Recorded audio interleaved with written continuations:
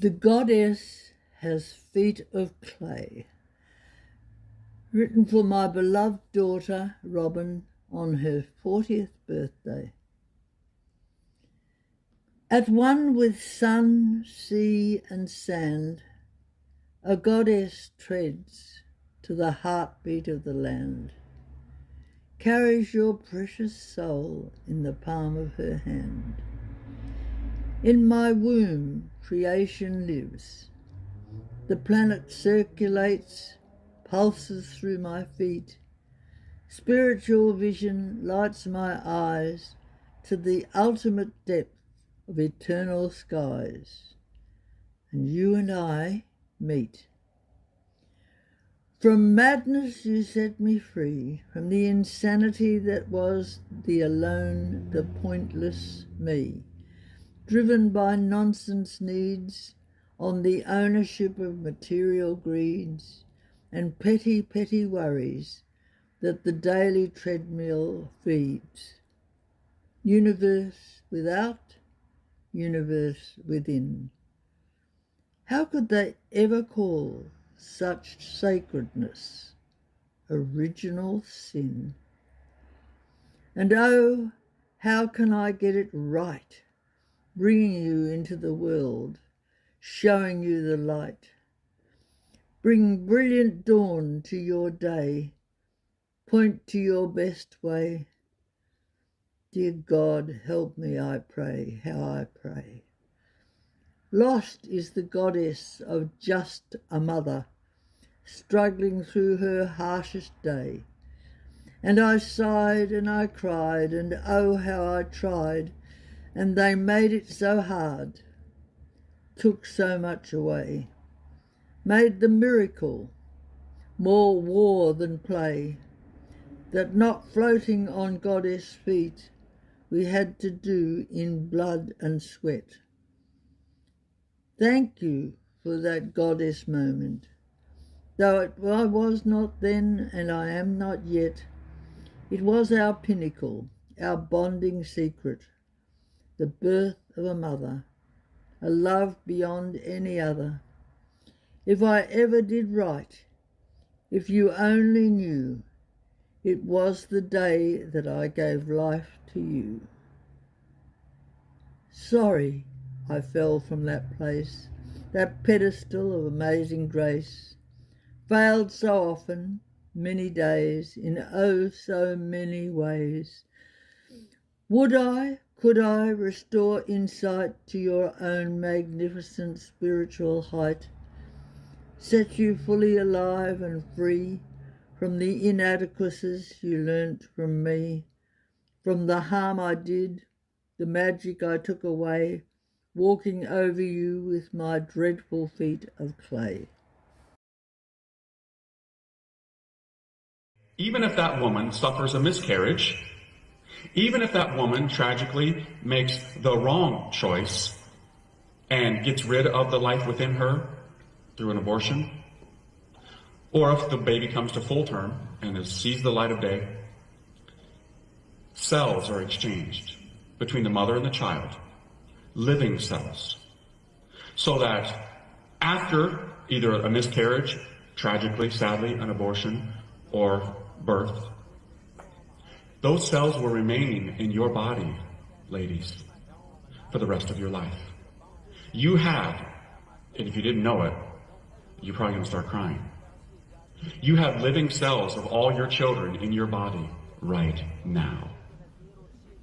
Right now. Even if you had a miscarriage. Right now. That's not it. It doesn't end there. That's amazing.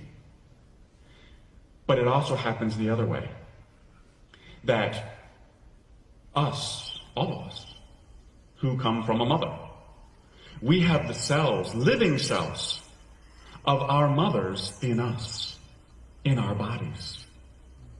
The scientists were kind of joking around with it, and they said, maybe this will help explain how we always say that mother has some intuition about her children. She always knows when something's not right. You can try and fake. The scientists said it's not that your mother's looking over your shoulder, she's in your shoulder. somehow there's such an intimate bond between a mother and her children that there's this living exchange of cells that happens for the rest of life. And in the life of the mother, scientists discovered that when a woman becomes sick, who has been a mother, they noticed certain clusters of cells from her body going to the ill area in her body.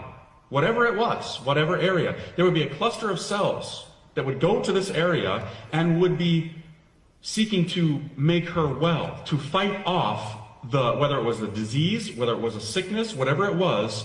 And guess what cells those were? The cells of your children. See, maternity has its blessings. Big time. That's why even at the beginning, when Adam and Eve fell, when God says, you will be saved through childbearing, the word saved literally means health. When those cells run to the defense of the mother, even if the child no longer is here on earth through a miscarriage or through an abortion, your child is fighting to save your life in your body. That's amazing. And Andy, reflecting on mothering, and that's what we're about to do. And there's a poem here that back in 1990 I wrote this one, The Other Mother. What would you know? My daughter said. The usual one thrown at my head, but there was an afterthought then. After all, you've lost 2 men. With one flick of the tongue, my credibility shot dead. 30 years of business done, of being the manager, the earning one, matron to others, respected, renowned, but in the testing of mother, my examiner frowned. So as a woman, what the hell could I be if I had no man with me? Years before another, there were 5, when asked of her goals in seeking to be free of school, and I think it incidentally of me, had said with a flick of a knowing wrist, "Oh, if I can't get real work like you, I'll be a feminist." Really? Where did I go wrong? All my life I planned my parenting would be done absolutely perfectly, not what my mother did to me. My girls would have it all, stand tall and be totally free. I wish I had understood all along a mother's place is in the wrong. I only just found that out. It would have helped without a doubt. Science is no help, it's true. They dump shit on the mother too. They pontificate some theory locked in eternal query, nature versus nurture. The question always posed, is it the genes I gave them at birth, or the handling I did at the hearth? For me, the case is closed. But wait, I see the powerful hand that really led their way, outruling and outlawing, simple mother say. She was a superb babysit, but a hussy when you think of it. She took over secretly, in guise of teacher, preacher, friend, but proved a morals and motivation leecher in the end. So reliable, cheap and always there, no danger could I see. In that innocent square, that glassy-eyed, all-knowing, references are glowing, everybody had one, couldn't be without one, that traitorous TV. I like that. Couple of stumbles. No, I was going to say, I like the term that everyone had one was in there, because it wasn't far ago that we were discussing the notion of raising a teenager and how everyone had to have everything and the long way around to that. Yeah. Judy, and the other mother, the notion of everybody having a TV pops up, and I would like to explore that because you mentioned in earlier conversations we've had that that's popped up before this. Everybody does. Oh, look, Andy. Everybody says. I for years I have, even when I was young, and it is one of the things in media that you get in media. We know everybody does this. Everybody thinks that. Everybody, and all my life, I've had this sort of bit of a reaction. I don't. You know, everybody does their drinking as teenagers, have to go through a drinking stage. Everybody has to try smoking. Everybody, and it's the concept, I think, of what's normal. And for me, all those things sort of, it's where the kids are sort of picked up. Well, I'm not. Well, I've even actually had one of the kids say to me once, "You're just not normal." Not normal, because Mum. I didn't drink at all. I find it fascinating because in this poem, The Other Mother, it says that the television is treacherous, cheap. It comes in the form of being an educator, a preacher, all these, dangerous things in a shiny package. You know what it is, Andy? It's the present day culture. When we talk, people talk all the time about your culture. What's your culture? And when we talk in reconciliation stuff with the importance of the culture for Indigenous people, and we've been through this one too, and we found out from reading the book The Bush that I recognise, I have this bush culture too, because of having grown up in the bush, etc. But this I've culture often for thought, the well, girls, what for is me, our culture? Because this people day will often say, culture. we don't have a culture. No, we do, you're right. I'm afraid we do, and it's TV. And as your poem says, it's a noxious culture. It's that everybody has this. Yes. Or as you said, I can't be cool. Mum's a meanie bum because she won't let me watch that show. And when I go into school tomorrow, the kids, they'll all say, "Oh my God, did you see so and so in the show?" And it's this weird feedback loop where you have to walk the line between raising a child in what you would consider and right, also the way that people behave on TV in those shows. And of course, the smoking and the drinking is so. If you look back at old films, and that's not just the TV, but the film, the movie world. In some ways, Hollywood has been our culture. long time. Yeah, because what's normal the smoking is unbelievable when you look at old movies to see the extent to which smoking it's presented as both romantic, attractive, and yet it can be just as easily used as the Marlboro Man as being sort of masculine. Yeah. But with the women and the glamorous movie stars, it's all glamour. Feminine. Yeah, glamour. But it's also used for showing anger, Yep. for tension. Yes. And for me, one of the things I used to laugh about was in films when someone was dying, in war Give me films, my last etc. cigarette. And they, at the Light it up. dying breath, they're shoving a cigarette in their mouths. This'll About the fix nose you. to say, if anybody tried to shove a cigarette in my mouth when I was dying, They'd bring you back to life just so you get that bloody thing out of my mouth. Absolutely. And, and realistically, you've got five daughters, 5 children. One of them is still a smoker. Others have had varying relationships, just as an example, right? They've all had a little try. Yeah, a little flutter. And it is interesting to see how, again, sometimes it sticks, sometimes it doesn't stick. For the most part, girls aren't smokers or even chronic smokers like what you indicated in the movies. But it is an interesting notion of the everybody. And now, of course, everybody says that smoking is bad for you. Now it's cool to not smoke. But when the mother was saying it, and it is a fascinaing cultural phenomenon. Paul Hogan. Paul Hogan. Goodness me. Stretch. We got there. Everybody knows that. We do now. Yeah, too right. And his advert for the Winfield was the most successful advert of all time. And this is not me. This is a statement this is the everyone. research, and it was, anyhow, just have one. That was the whole. The crux That of it. was the crux. Anyhow, meaning Don't no matter worry what about they it. tell you, no matter what they say, Just have one. just have one. You know, go on, be a devil, be a. Yeah.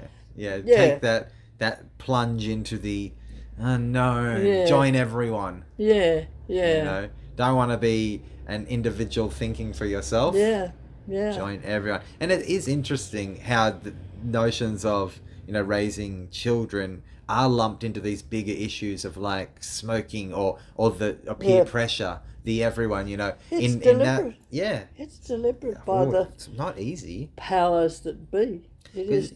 Your poetry, through your poetry challenges the powers that be.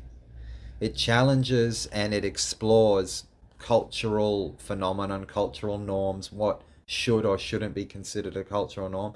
But then other parts of your work really, they cry out in like a mournful sort of wail to the people in your life that you care about, whether it's your daughters or any imparting of wisdom, saying, hey, look at these other things going on. That theme does seem to pop up in and out of your poetry.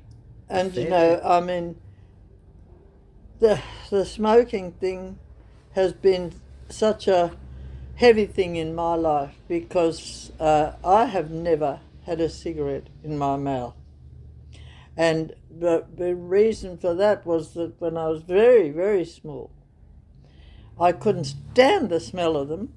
I thought right from then they sickened me. And all my family were smoking. My father, my mother, my brother, my aunts, my uncles, my cousins, because everybody did back then, at the end of the war and all the rest of it. It was like... very normal to smoke. Oh, and yeah, sort of comforting everybody for what we've been through or whatever. But also that it sort of stoked the egos, I think. It's... with all these examples of these tough guys or these fighting men or all the fighting men were smoking they managed to get insight. But I think that's right. And and I had to live through my father having cancer of the lung, specialing him when I was nursing, whilst he had his lung removed by Professor Morgan Windsor, who introduced the first ever heart-lung machine, and Dad was the first patient they used it on to keep the circulation and everything going whilst they took the lung out. And I then had to special Dad in his recovery. Wow. And also as a kid, I had the first and only time I sort of stood up for my own rights, and I was absolutely flabbergasted because I must have been all of 7, I don't know, something like that. I had to empty the ashtrays because I was the youngest member of the household, and it was my job to empty the ashtrays. And suddenly I said to my mother, I don't want to do this anymore. And I can remember, I still get the feeling, I'm standing there thinking, that's it, I'm dead. Mum that'll be... And instead of that, she said, and I said, because I don't smoke them, and why should I? And wow. Yeah, and wonderful. She said, well, that seems fair, okay. And from that time, I did not touch cigarettes and butts. And when I was nursing, doing my nursing training, because back then they were allowed to smoke in the hospitals, and they'd say to me, sister, hold me a cigarette, and I'd say, no, I don't touch them. I'm not asking you to smoke it for me, just hold it. No, I don't touch them. And it was like, so, yeah. And my brother, of course, smoked and till he passed. Smoked and drank himself to death. It was just my brother and I, and he was 3 years older than me, and he's now been gone for almost 14 15, years, I think. 14 years, yeah. And I'm still going coming up to be 89 any tick of the clock. Yeah, and a very well 89 and too. never, I'm so very glad I was not an everyone having a go at and smoking. everyone having a go. Well, here's one for a spanner for the listeners. So in reflecting on the story you just told, when your daughters hit that bracket, well, first of all, there was no cigarettes in the home. Did Stephen smoke? No, he didn't. Well, that's a wonderful. Actually, that's a really nice man trait, I've considering never he's married, such a man in every I've other way. never married a smoker. I Too couldn't. right. No, you I couldn't kiss a smoker. Yeah, it's disgusting. I firmly agree. Sorry for any smokers in there listening, but it is. You can really pick it up a mile away. No, but so your daughters are transitioning out of childhood and into the early teens. They're in a household. They're in a household that doesn't smoke. I know that I was What hysterical was that like? when I saw them. Got a hint that they were trying it, because I begged them right from the start. Please don't ever start smoking, and don't smoke, because if once you started it, it's so hard to stop, because I know what my father went through is an inability to. It's the most dreadful addiction of all time, and giving it up is close to impossible. Viciously hard. It wasn't until they took out his lung Dad could give it up. And even, interesting. But, yeah, and so in a funny sort of way, I've had my daughters blame me for them having a go at it, because I begged them not, because they said, "Mum, you're not natural, you're a fanatic." Yeah.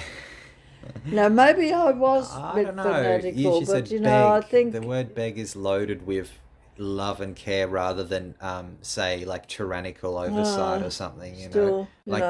I can see the two sides of the coin, but as you said, you watched your father go through this thing. That's the ultimate consequence, and you're looking at your daughters who are a tabula rasa, clean slate, and you obviously want to impart that what you saw, but the lens of mother-daughter. So did they try and sneak one past you here and there? Oh yes, yeah, oh yes. I think that, and that they say that's what made it all, exciting. Trying to get it past Judy's nose. Oh, but yeah, that's not an easy thing to do. Being able to sort of laugh about how they'd done the things that.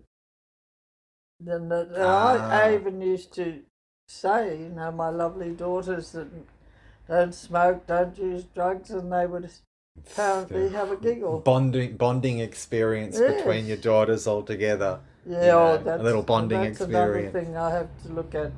Yeah. Because that's one thing that they can complain about, I think, by tending to say the kids do this or you kids do that, or I do have to apologise for a bit of a tendency to do that. Anyhow. Yeah, there was a little tendency to lump them all together. I think all mothers do it. Yeah, it's easier. It's like the kids, put them over there, do it. But especially when you got five. Five daughters too. Yeah. It's hard to equate which child goes with which personality or hair colour or style or whatever it might be. Even occasionally stumble over their names. Janine and Christine.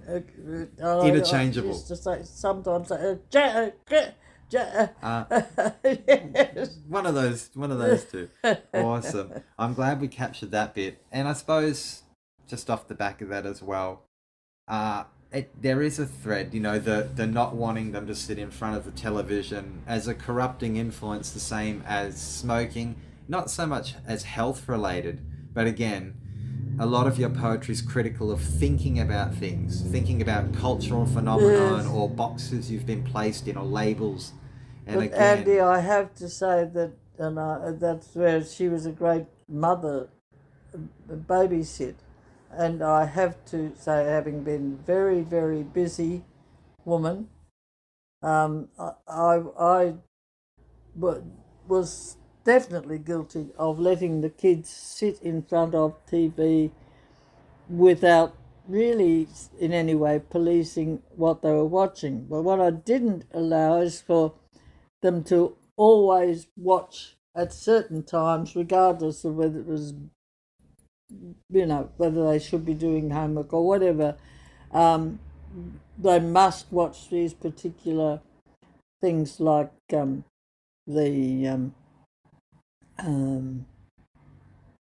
what was the one I mentioned before?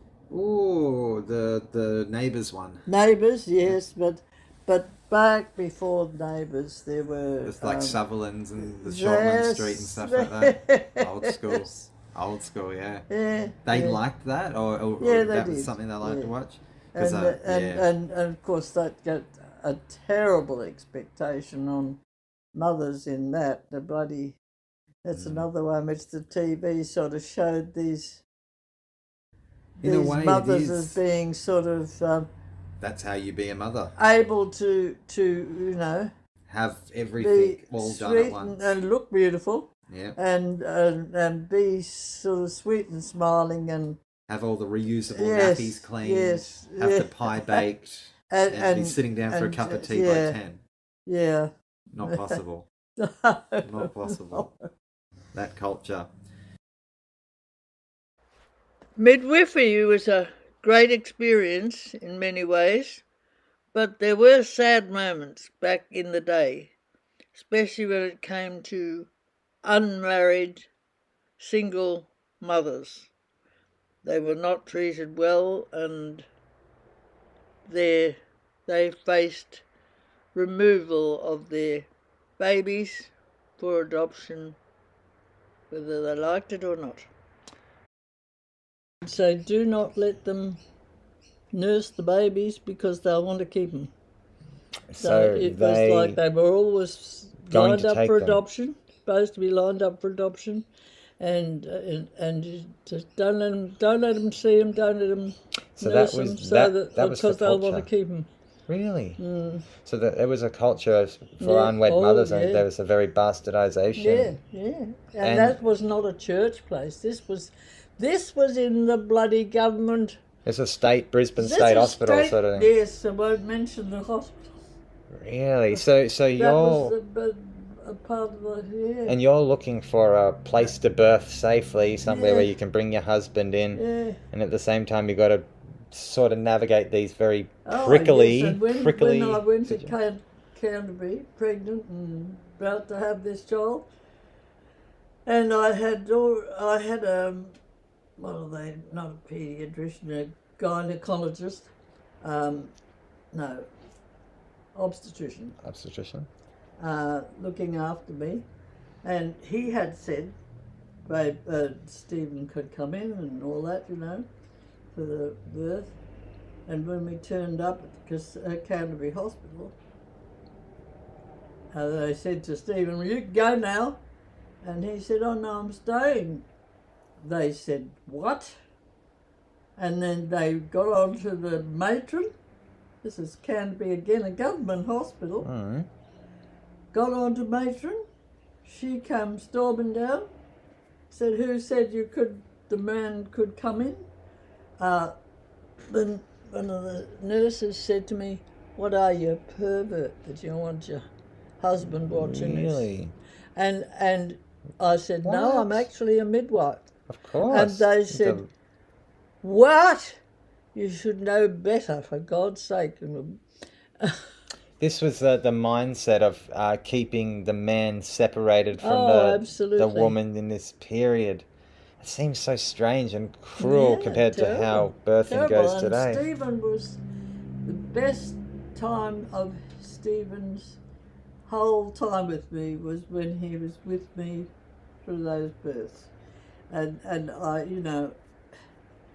I've always said, well, he was absolutely fantastic. But I have to say, sadly, Andy, I used to think that it was his love for me, but I came to realise it was about his kids.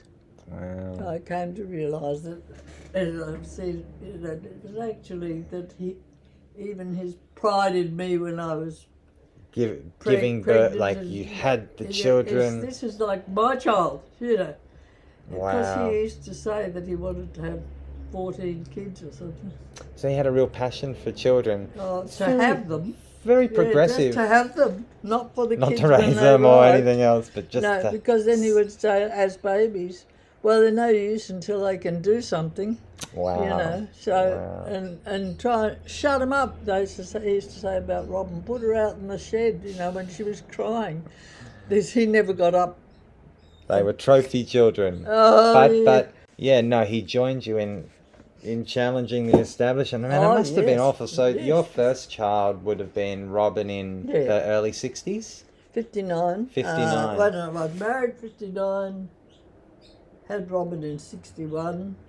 So this was the attitude in So 61. it was 61. Yeah, but it was you could say it was she was the 60s. 61, you know. I'm amazed, you as a married woman, an And a educated nurse, midwife, Yeah. and then to have the matron say, are you a pervert for And then wanting to when have they- your they- husband in the room? That arriving at the hospital, Canterbury Hospital, which no longer exists, by the way. It's down in Sydney, Canterbury, Sydney. Yeah. Yep. And the matron being called down because I wanted Stephen to stay. And then the matron then called the, what did I say? Not gynecologist, obstetrician. Yep. She called him and told him that she would have him removed from the whole board of the hospital. He was actually for so blatantly and Do you have any idea this was why? 4 in the morning or something. Was she overtly religious, or was No. was it No, policy? no religious. This was about properness. Properness. Oh yes, it's like So like almost like curtain around, cleanliness, almost just sort of hygienic. hygiene. You Yeah, can't but have keep a Yeah. non-medical person in the Yeah. room essentially. But you mentioned that the doctor was male, so it can't be a gender thing because the male doctor's allowed to have his hands around. Hygiene, strange. almost a hygiene thing, and they always used to joke actually about the fathers how they couldn't handle things anyhow. It's like that they. It was too real for them. Yeah, so the women, in their own way, sort of thought, well, women can do that's that standing joke. If men had the babies, there'd only ever be a first, there'd never be another, because if they once they see the whole Process, pain of the delivery of the baby, that's not something that they can handle, and so it.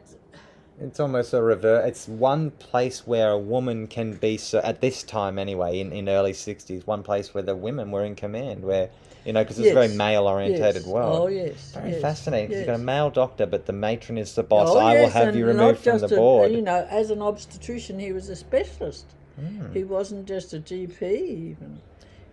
He was a specialist. You'd think he would outrank, obstetrics, but no outranking the matron on her ward. with those women. And as you had your 5 daughters, did you notice a change at all? Was this something that got better, a little, or but we did still, you struggle? It was still tough as we went through the. Yeah, It's almost to like find anywhere, and it's it was the coldest night of the year, and the coldest night for 40 years or something, and I was admitted to I think the label was certainly to a theatre instead of and they put me in a cotton gown that ties at the back of the neck, except that they had no tie on the back. And they sat me on this theatre bed type, which the only blanket was pinned up in a sterile sheet, ready for surgical. So I sat up there on that bench with one side of the blanket tucked under one knee and the rest of it round my back and tucked under the other knee, and went through that cold. bloody pain sitting up there, and the cold makes pain a whole lot worse, you know. Oh, yes. And the sister at the time would come to the... I had said I didn't want... They wanted to give me pethidine straight away. And I said, no, I don't want to have any drugs. Well, don't want to have any drugs. Shoo. What are you, like some sort of hippie or something? Yeah. Some rebel? Oh, absolutely. And the sister would come up to the glass door of the theatre and mouth through the door, ready to give up. Really? Ready to give up and have the pethidine. As a solution to the cold and the birth. The only thing they were prepared to do for me was give me pethidine. That But is if I pretty wasn't far out. That's pretty far out. It was terrible. It was terrible. It almost feels like the process... It's all had an effect on Robin, you know, because she sort of has a terrible awareness of the enmity there was, and the anger and enmity and sort of disgrace that there was on, and it's like... Brutal. They seem to delight in that, you know, I was having a bit of a rough time. Well, you're in a very vulnerable position, having to put all your faith and trust in these virtual strangers, and that they have, as we know, power corrupts in all aspects of life. You could say without a doubt that each of those sisters, because they were in the obstetric or the nursing sister union, professional nursing, because not only the obstetrician or birthing sisters that had to be single, but also all nurses. If you got married when you were nursing back then you had to resign. So a nurse was unable to have a husband. You were supposed to be a little bit like nuns. You got to be single. You were supposed to be... Your whole thing was just nursing, and you know... Nothing else in your life. So the whole business of not wanting... Even this business of not wanting husbands to come in. Yes, to come in. Because it was a whole rejection of men across the board with all that. That's fascinating. So the only women that would have remained in the job would be spinsters or single women, which obviously had its own connotations in the early 50s and 60s. Are you a lesbian? Are you mentally ill? Sort of bitterness thing. And the bitterness would rise up. Even my God. Yes. So all these movements back then, like Dr. Grantley decreed, was the one who did the whole thing of natural childbirth, of water birthing, of all that sort of thing, and they were really they were sort of rubbished by the top professionals. The establishment didn't want natural birth because it's very new. So it was a battle all the way through, and that was still the case with basically until I got to maybe having Shelley, the last one in the things were different, but I went to different hospitals for each of them, and to try and find better situations. A better situation. And certainly when it got down to Shelley, it was better. But you've been through it a few times. You've got experience, you know. Yeah, but Stephen he was pretty good. He was just come in. He would do it. He would sit beside the bed on the floor if necessary. Yep. And sort of, I'm not going anywhere until this baby's born. Really? Yes. That is really nice to hear, because the situation was against you. All the home birthing was pushed by this too. You know? Yeah. Amazing, actually. So my involvement with some of my best friends were home birthers, and they had the doctors going after them, wanting to learn, you mean going after them in a negative way or in an educational way? To try and show that outside of the hospitals, it was so dangerous, and the women, the nurses couldn't cope themselves. They had to, and they were the whole bit of the whole witchcraft thing. Yeah, a bit of the witchcraft, there, superstition, fear, It makes sense. Yeah. It's funny that you mention that because as you go into your life, you develop things like the LRE, which is a very holistic approach to all aspects of life. That's why I did it. And I dare say it probably is because you'd literally been in a system of stainless steel and coldness and cotton blankets pinned up and very impersonal and very traumatic, really. Hygiene was everything, and science. What do you call it, science? Because this is where I read so much of some wonderful books that were written about the natural birth and the joys of and that's natural birth, no drugs, no hospital environments, just a nice, quiet, safe environment with some professionals that know what they're doing. Especially with loving midwives or looking after them. It's important, Judy, because we live in a world today where you do get a lot of that. You can get home births, midwives, water births. It's much more empathetic.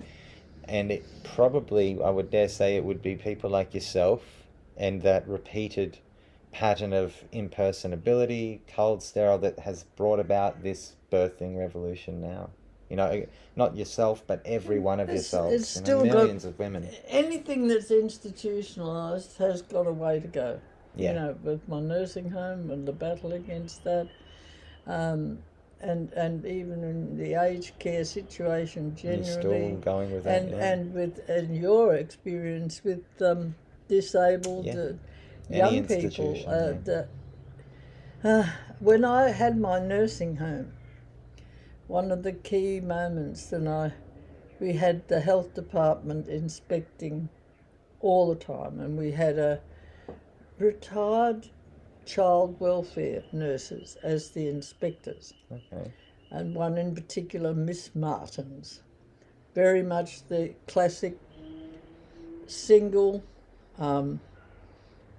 bitchy sort of stern lady, professional nurse. Stern lady, yeah. And she used to pick on everything we were doing. She used to say, for instance, we don't like the husbands living in the nursing homes, let alone children being here. And she never stopped beefing about that.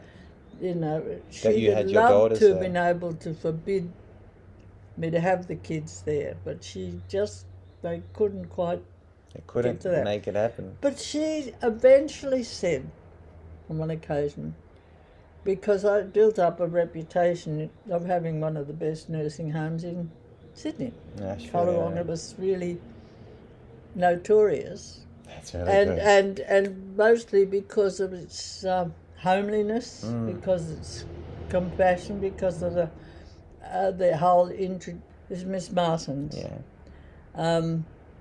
Judith, someday we will be requiring some of the things you do as being the rule, and there's things like everybody up and dressed. I invented the whole concept of the bed is no longer the unit of care, that everybody up and out and dressed and active and and stopped. Most of them, when they came in, took away the medications that they'd been on for years, sometimes totally outdated and should never have been. They were on things like digoxin, which is a heart medicine that was toxic as all hell and should only be used in an emergency. Some of the arthritic things like butazolidine, which were also did toxic. Nothing but destroyed their guts and didn't get rid of arthritis ever. No. And fluid tablets, because with all these things they develop swollen ankles and fluid retention, and they'd have to have tablets to get rid of that, and phenobarbs and things to make them sleep. Heavy stuff. And I sort of more or less took, when they'd come into me, they'd come in with maybe 6-10 10 weeks expectation of that they were lived, that they were dying. And my doctor that was in charge of the place for me, and back then it became illegal for you to have only one doctor. Yeah, have a few doctors after a while. Yeah, but this one, he used to say, Dr. Carroll, do what you like, Jude. You know what you're doing. Stunning. And so I'd take them off all those medications, get them well fed, well hydrated, couple of good enemas, get the bowels moving, get them up, get them doing things, and miracles happened. And you know that about 50% of my patients, of 40 patients, lasted up to 10 years. That is amazing. Instead of 10 weeks. Amazing. That is so good. And Judy, it just makes me remember that one of our sayings was, it's not the days in your life, it's the life in your days that counts. It's the life in your days that counts. Yeah. It's a beautiful notion, and it fits in well. In a way, they were all being brought back to life. Reinvigorated. Yeah. And as we know from watching the ABC now, they have the young people in the nursing home as a social therapy experiment. Yes. Yes. And every time I watch that thing, what's it called? I don't know what it's called, but kindergarten first seniors or something. Something like that. Yeah, that's exactly what it's called. And every time this has never been done, I always boil. I think to myself, give me a break. It's just natural. Yep. This is their home. They're not in a hospital. They're in their home. It's their home. And it's going to be their home. And it's totally natural to have the full range of ages and. It's a beautiful sentiment, actually. Yeah. It's a home, not a hospital. Yes, and for instance, with my nurses, no veils, no caps, none of that. Sort of seniority, bloody thing. No authority in that sense. Yeah, and just comfort, even empathy.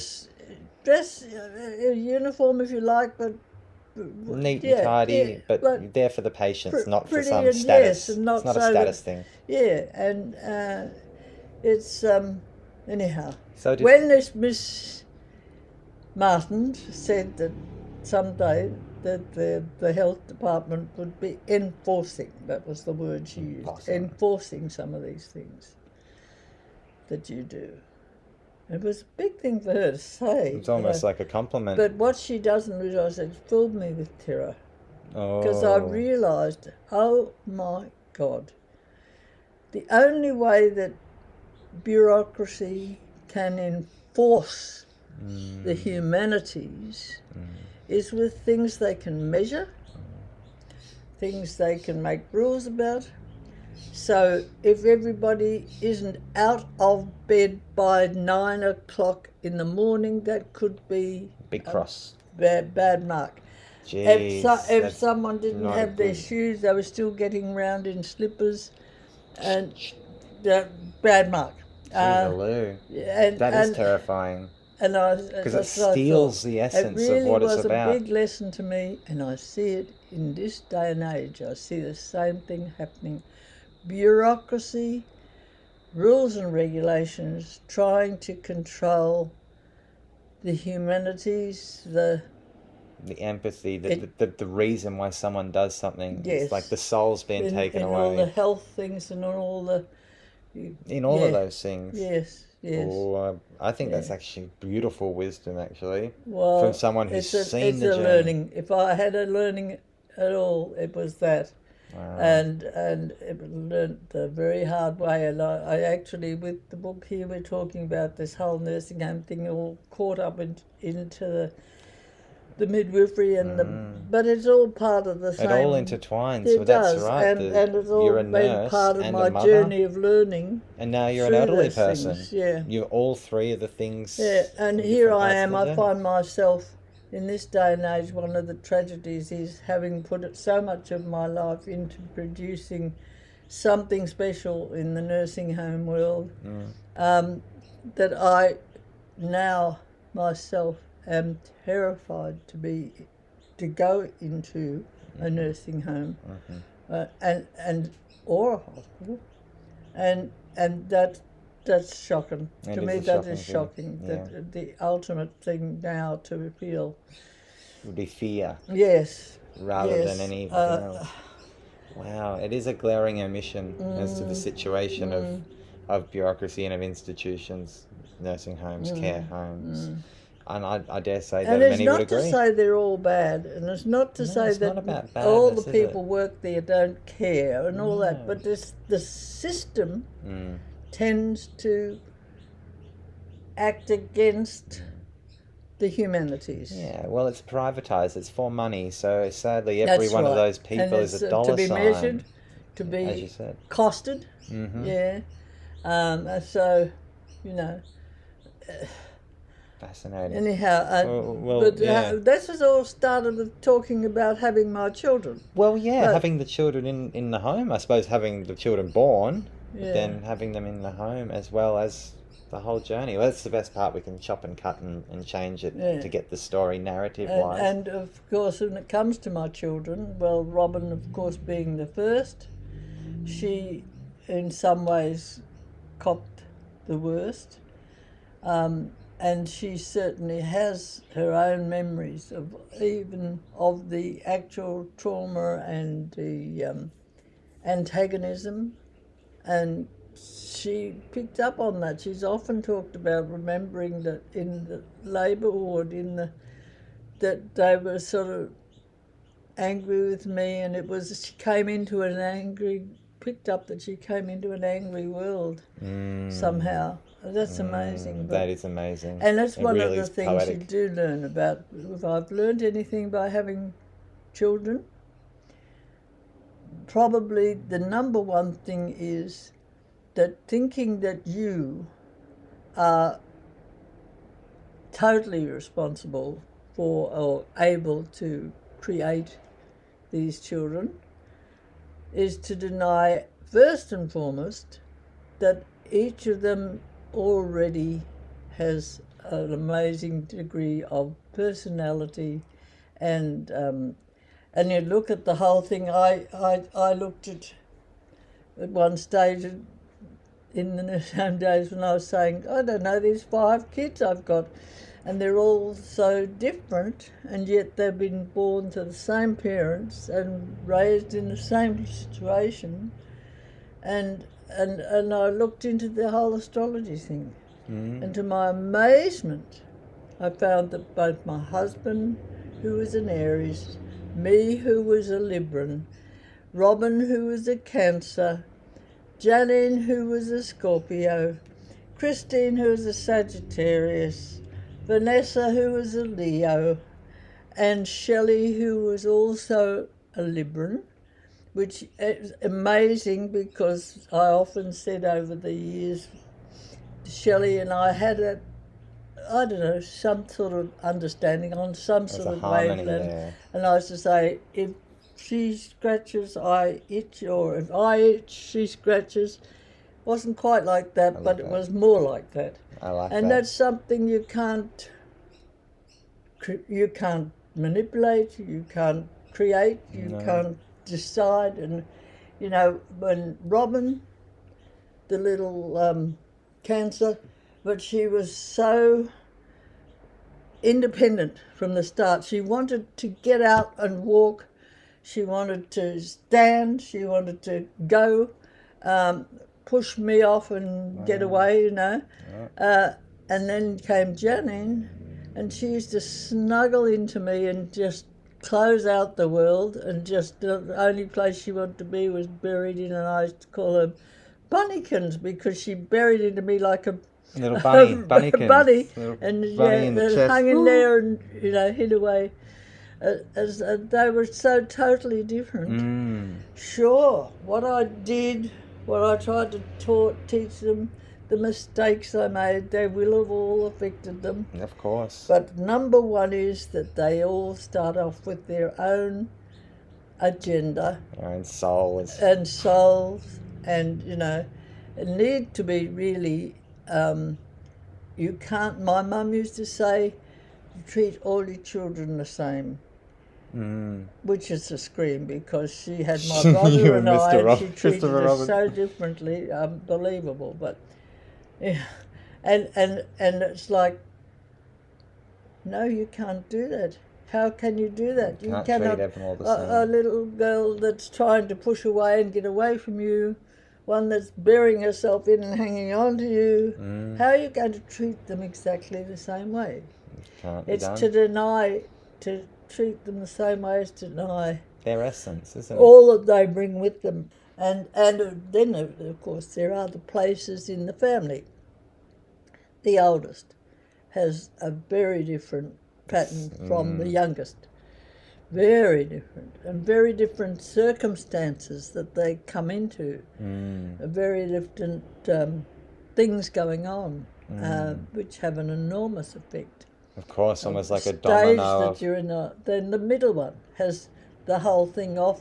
It's well established. Science has got this well established that there are certain patterns that in children place in the family.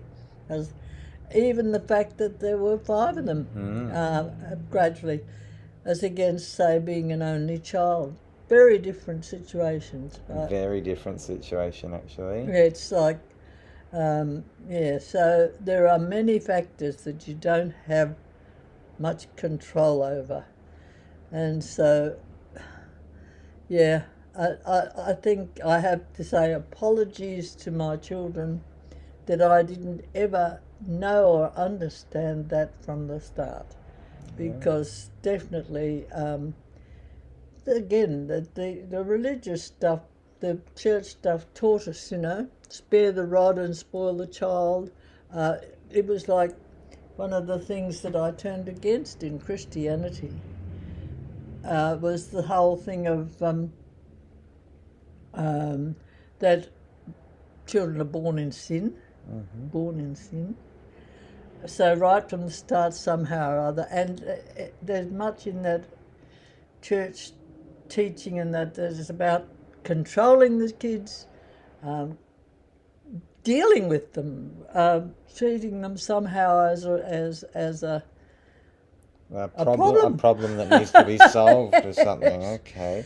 As against what I came in this journey to Baha'i teachings, when I came late in life to teaching kids, the Baha'i, and the wonderful saying that Baha'u'llah gave us: regard man as a mine, rich in gems of inestimable value. Education alone can reveal its treasures and enable mankind to benefit therefrom. And it's like that whole thing of, if I'd only been taught the concept of what a gem has come into your hands, and all you've got to do is maybe polish the gem, but by gently and by example, of course.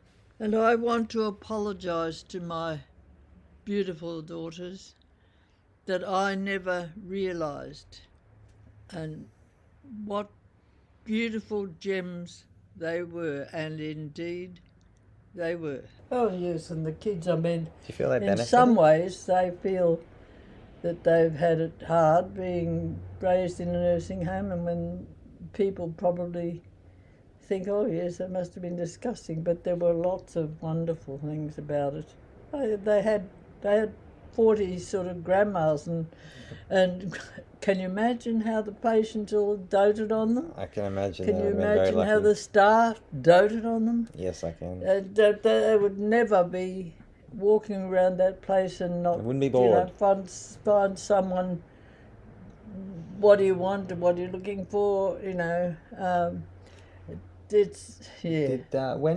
the children were being raised and the nursing homes, so just as a timeline, just to let our listeners know on a timeline, was the nursing home until the children were 18, or did you move on from that experience? We actually went to the country when Robin that's the oldest, was 15. 15. And so the others were consecutively year down. Yeah, 15 down but to also 7 Vanessa or and 9. Shelley were much later, because you see there was a gap. Like first we had Robin 60, Jan in 61, Chrissy 62. This is Busy. then there's a gap Yeah. of about 5 years to Okay. Vanessa. What was The in pill the gap? came out. The pill came out at that time. Wow, there you go. That is amazing. Yes, It's like and then living history then right there. again from Vanessa to Shelley, there's about 5 years. Which is Which influenced a meant lot of that women when these we days. came up here, away from the city, away from the nursing home and all Okay. that, the kids were, again, all Country at very change. different ages. So had very different for of me, course. I feel taking Robin at a high 15, school yeah, age would have been and like plonking that. her down in a strange... We took them to get away from the drugs and the city. evils of the city. It is pretty gross. And I you know hear where we settled? At the pocket. bloody Gold Coast. No, At Mullumbimby. Robin went to Mullumbimby School. Wow. And home Very of, trendy now. home of all the... It's a hippie zone. And she was offered drugs and Oh dear. drugs and sex and whatever Easy when she as a- first met the... Dear, oh dear. The kids immediately saw drugs and stuff Hippie. that they'd never seen in the city. Really? Yeah. That was a total reversal. Oh, You did not yes. anticipate that. Yes. So surprised by that. I must say that that's a bit of a mark of history for Robin too, to say, you know, because Mullumbimby is one of those places where celebrities live now and stuff. It's like a real big deal place. Yeah. And you know, it was just a little country pocket. Yeah. I guess And the pocket school was opposite our property on the pocket, so it still is. So the other kids went to that Lovely. tiny little school across the road where I used to go and do all the mother type things. And So they got a bit of both worlds. Yeah. I feel like that's a pretty lucky way to be raised. But even that in itself, for Robin going straight into high school and the really tough things at a time when she herself, like she didn't have her period yet. And they gave her hell about that, believe it or not. I would believe it, because bullying and peer pressure is huge in schools, and if it was in the hospital when the matrons were bullying you, and that was the culture of the time, it's not a big stretch to think that teachers or students would also be incredibly cruel. Yeah. But do you feel it was a good change bringing the kids up here? Oh yes, and they had many things at the farm, their horses and riding and pony club and all of that, but Which they still carry to this day. Love, You know, some of your daughters yeah. still have Oh, that yeah. skill to this day. Yes. It's a life-saving But skill. then there were problems of another kind, but still, you know. Isolation, Yeah, but it's education, like that. but the social issues do come into it, in spite of what your own personal. Well, that's right. You're a beliefs mother, might and be. you have a great set of ethics. You're a good-hearted person. Well- How does someone like yourself manage to herd 5 kittens through a maze of things like Mullumbimby and cities and teenagehood? And, Not easy. No. It was not easy. and yeah, that's a whole nother story in a way. But at least it planted in terms of the children, and talking about the children, which is what I want to get to, which were the most wonderful things in my life, and are, and will always be, and all of them, and that first birth, for all the agony and the stuff we went through, that moment when they put that child in my arms, never felt anything to equal that in any other experience. You know, it is a sense of total fulfillment of my womanness, and my mum used to say, you know, eventually when you have your children, then you'll feel worthwhile and satisfied. Well, something was satisfied by it, but it didn't totally satisfy any need for self-esteem or sense of It was deeper than that. achievement. But it was the most precious moment of my life. And that's one of the things, for instance, your first birth, Andy. It can never be the next one. Certainly they were all wonderful.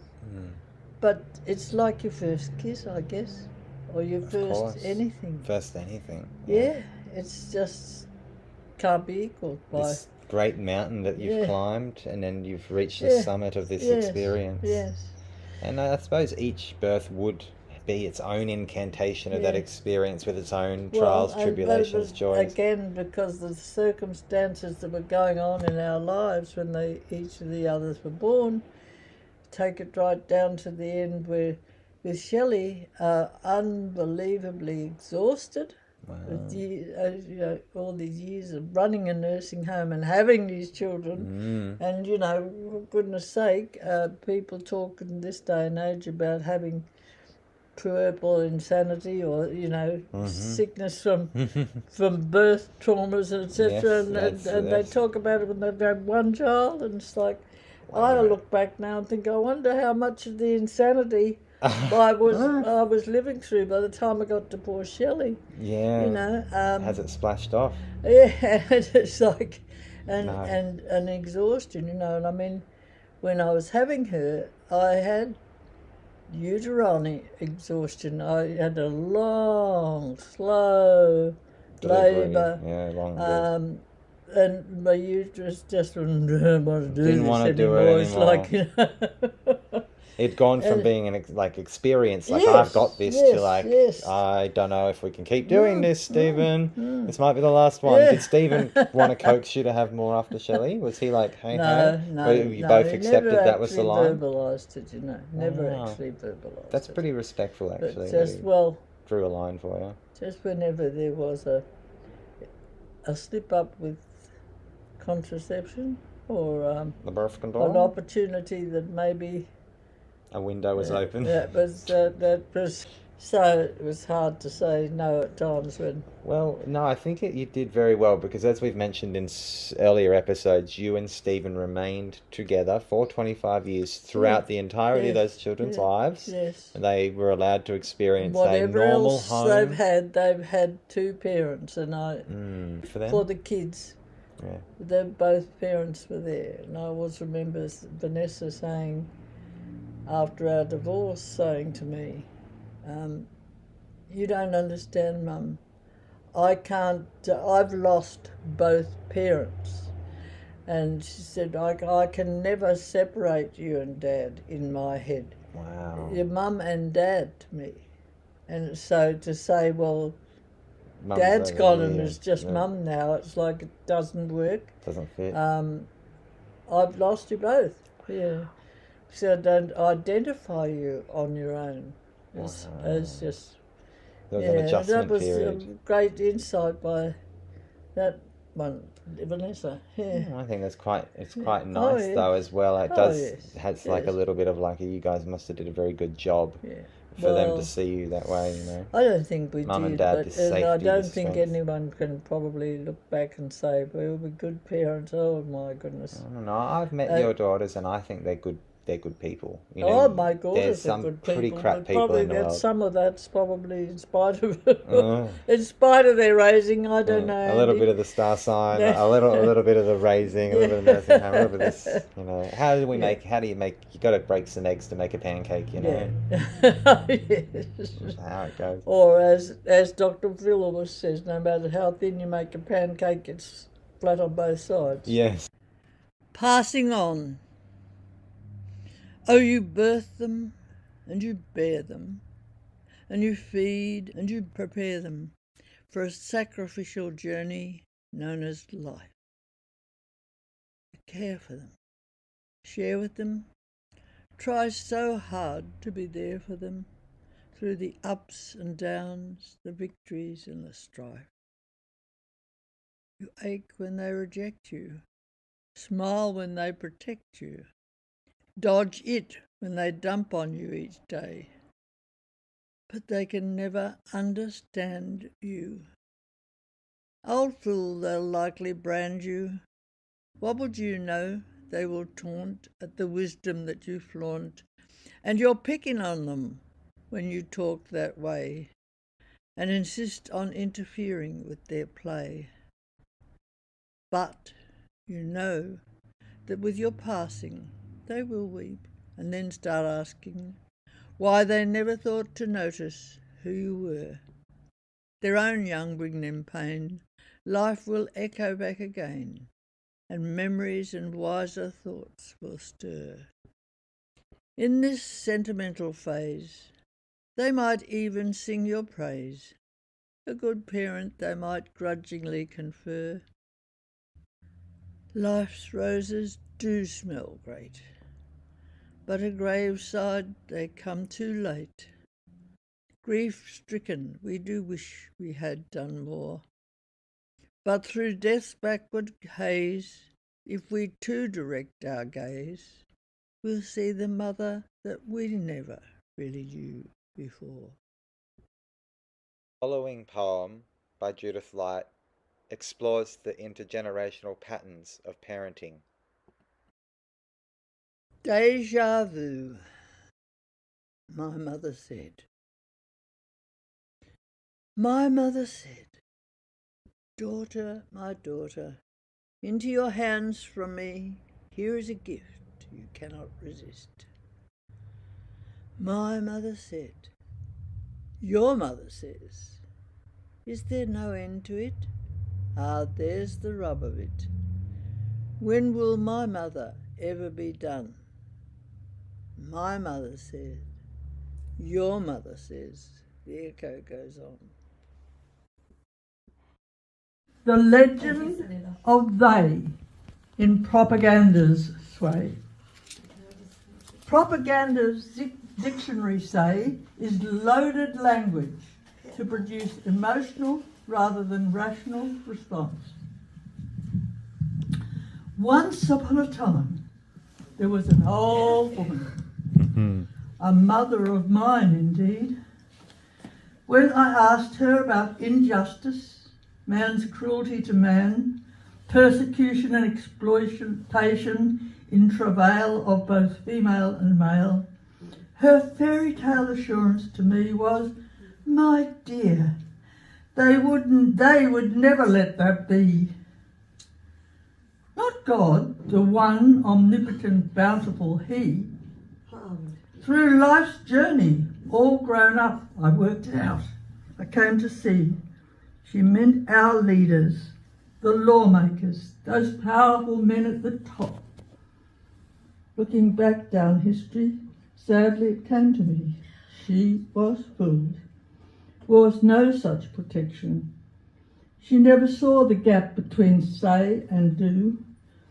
There was no insurance, reward, or fair pay at the end of their long, hard, weary day, and for their loyal, obedient slavery offered up to that legendary they. Mother never lied, but she always quoted proverbially, like cheats never prosper, they used to say. Poetic license her proof. What is oft enough repeated must be the truth. Good and bad, right and wrong, come to us in verse and song. Prayerful enlightenment can show our path, language directing and inspiring our day, but beware. The voice of propaganda always was and still is everywhere. To exploit our inner creed, dress it up as need, even gallant, courageous deed. To answer war's call, to deeds that feed our ego's greed. The evil whisper of vested interests, of money's power play, gobbles up our work, our nights and days, steals our soul, twists our goal, our wish to win, to save the day, to see life's path Satan's way. Propaganda, I see you now, in language, print, film and tale, in personal and international sale, coming from seeming good and wise in everything you advertise, in government laws, in politics cause. There once was a law, truth in advertising. Anyone here old enough to recall that commitment by all? You have lied to me and mine, generations past and now online. Propaganda baits the hook. Who is fishing, making the catch? That's the they of today. AI sneaking in, disguising sin, overtaking conscience with derisive grin, embracing the sucker, the fool within. 89 years old now, I look a long way back. Through childhood's wartime nightmares of yellow peril, the Japs were coming to torture and kill me personally. Resolved as innocent, lovely lads from the university, Japanese homestays mothered by me. Ironically questioning, what war could ever have threatened me? All that identification of a less than human enemy, the hate and fear and glorification of the courage and skill it took to kill. Now I see your dirty track, too late to cleanse my moral slate. What can I say to St. Peter at the Golden Gate? Just a humble, sorry mate, I couldn't see the propaganda that influenced and courted me, and I so fear the truth could be. Maybe I wanted it to be true.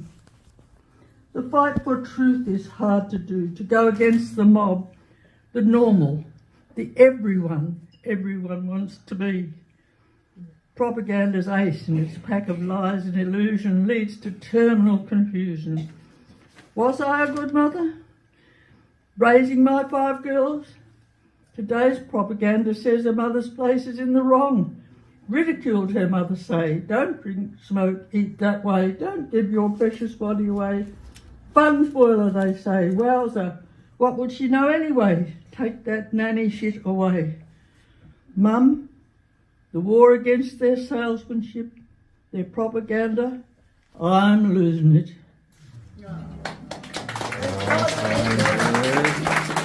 All right, next one. The Proverbial, by me, Judith Light, in 1995. Look before you leap, she'd say. Hesitate, you're lost. Proverbial wisdom for each day my mother proudly tossed. Seeing is believing, was another they told her, and things are not quite what they seem, and beauty is with the beholder. But what you see is what you get. Oh yeah, I haven't found that yet. If deeds do count for more than words, so what of penship versus swords? And roses sweetness always claim regardless of their given name. Remember, pride proceeds a fall, and pots and kettles holler black, and cheats they never prosper. Well, I've met some with a stack. How could I ever question such great wisdom? Never dare. But I must admit I never fit the cap I had to wear. I was puzzled. Whistling woman must be scorned with crowing hen. But come to think of it, it was the clothes that made the men. One I used to ponder, and mother played real loose, was the one about the gander sauced the same way as the goose. I saw my lucky brother served with fault-covering eye. His mischiefs were endearing, and I never could see why. On me it seemed the chilli sauce was hotly, roughly heaped. I guess my mum would remonstrate. I sowed it to be reaped. Well, mother dear, you did your best, I know, at heart to span the time and tide that pulled at us, whilst waiting for no man. My problem was confusion. One day the words would fit, but the bubble burst and I feared the worst when you preached the opposite. Oh, what the hell. All endeth well, and if Proverbs were a nonsense, they made life rich, not just a bitch, and taught poetic license. And deeds, not words, have seen me through, and that I learnt from watching you.